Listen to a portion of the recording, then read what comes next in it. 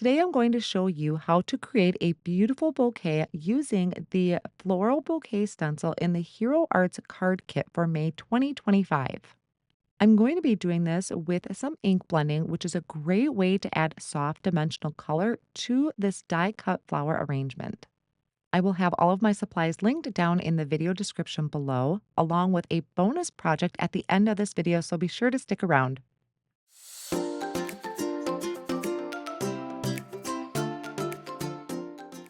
Before we get into the project, I want to share with you the whole studio from Hero Arts.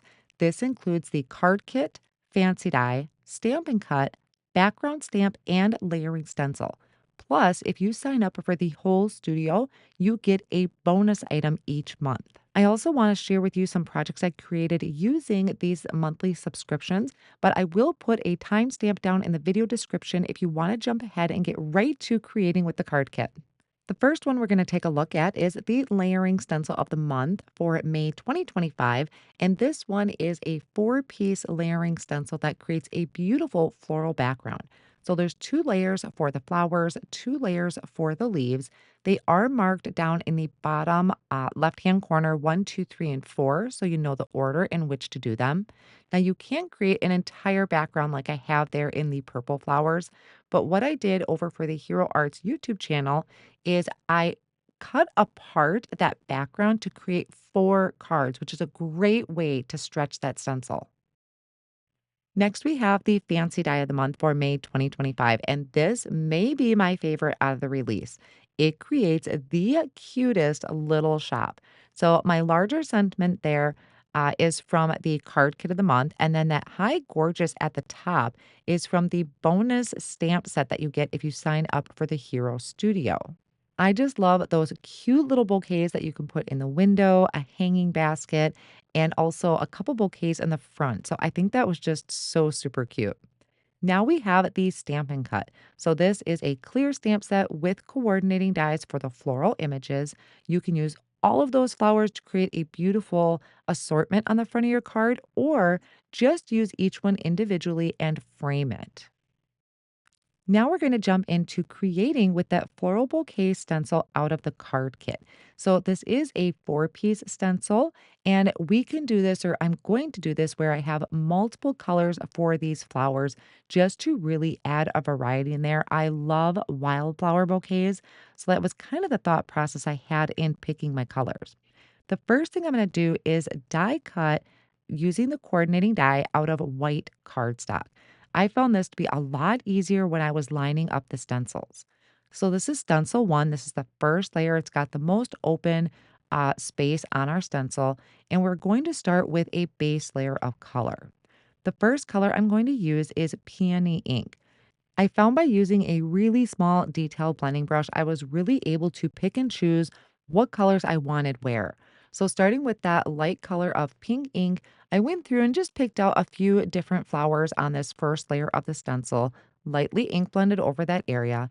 And then I'm going to bring in a butter bar, which is a nice light yellow. Again, using the detail blending brushes to really hone in and try and not overlap my colors too much. I'm going to leave those smaller flowers open for right now, and I'm going to do those in a paradise ink. Now, paradise ink, that one can be kind of potent, so I do recommend tapping off some of that ink so it doesn't come in too vibrant. What I want to do is use either these same shades of ink or maybe just a slight shade darker to add in the highlights or the detail areas in the next layer of the stencil. So this is stencil 2. I started with a spicy mustard. So for yellow, I did step that up to a darker color. But for the pinks, I'm going to be using a pale tomato. This is one you want to tap off as well. I originally was going to use peony ink to add the details for my previously blended flowers, but I needed to have a third color in here, or I guess it would be fourth color, because this does add more flowers to the center. And I just thought, why not? I'll just use that to add the detail to my other flowers. But I did still need to go a little light handed. I didn't want that to overpower all my other flowers. For the teal colored flowers, again, I'm going to come in with that paradise ink, and I'm also going to use it to add the details to those other flowers. And that one, I just applied a little bit more pressure to get a slightly darker shade. Now here is our reveal from our second layer of the stencil. I'm going to place the third layer over the top. Again, this is adding details to some of those flowers, but it is also adding in our base layer for our leaves. And this is where having a nice small blending brush really comes in handy because I did not want to get any of that red ink into the area where the green is going to be. So for that base layer of the greens, I'm going to come in with kiwi ink. Now to hold my die cut in place, I didn't mention this earlier, but I am using a 9 by 12 sticky mat from Altenew. It is well loved, but it does a great job of holding my die cut piece in place and also my stencil. For the last layer of the stencil, I'm again using that same kiwi ink, just applying a little bit more pressure.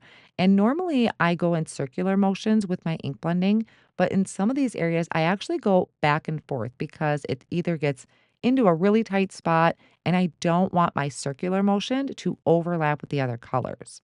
I'll bring in pale tomato once again, applying a little bit more pressure, a little bit more ink, and then with the paradise ink. So by applying just a little bit more pressure, I'm able to get that darker shade in there to really help the details stand out.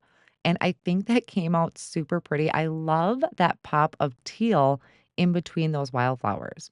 So off screen, I die cut another piece using the coordinating die.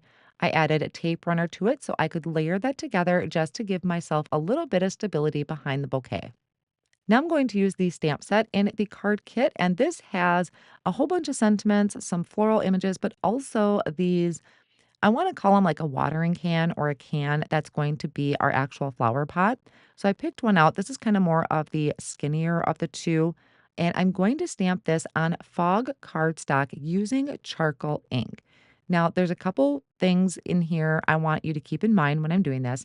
For one, I'm leaving the stamp set in place in my Misty stamping tool. I'm going to die cut out the image with the coordinating die. And after I die cut it, I'm saving that negative piece. This is going to come in handy. So I am ink blending the side of my can, I guess I would say, using that same charcoal ink with a blending brush. I really wanted to have the dimension on there because leaving a highlight towards the center makes my can look kind of rounded, but I want to stamp back over the top to bring the lines back to the forefront. So I placed my negative piece in my Misty stamping tool, placed my die cut back in place. So now everything is in place just as I originally stamped it, and I can stamp over the top of it once again.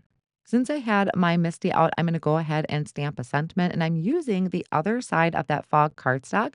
Figured it would match really well with the rest of my design, and I'm stamping the happy birthday sentiment off of that stamp set using a VersaFine ink. So it's going to be just a nice black sentiment. I am going to die cut that out with the coordinating die. I die cut out two more, and I'm going to layer them together with a tape runner, or you can use some liquid glue. And I love how the die also kind of cuts out the little spaces between some of the letters. I want to add a little interest to the background, so I am taking a wood grain background stamp from Hero Arts. I removed the foam insert from my Misty so that I could pick up that rubber stamp with the door of the Misty. I have a piece of Seaside cardstock. This is from Spellbinders. It's one of my favorite colors right now from Spellbinders.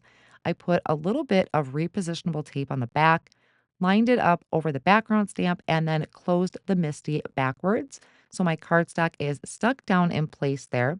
And I'm going to ink this background stamp up with Arctic ink. So it's a kind of a tone on tone look. You could just leave your background plain because it's such a gorgeous color. But I just wanted to have a little bit of interest back there. And by doing a similar color of ink, I felt like I wasn't taking away from the floral arrangement. I'm adding my can down at the bottom with some liquid glue.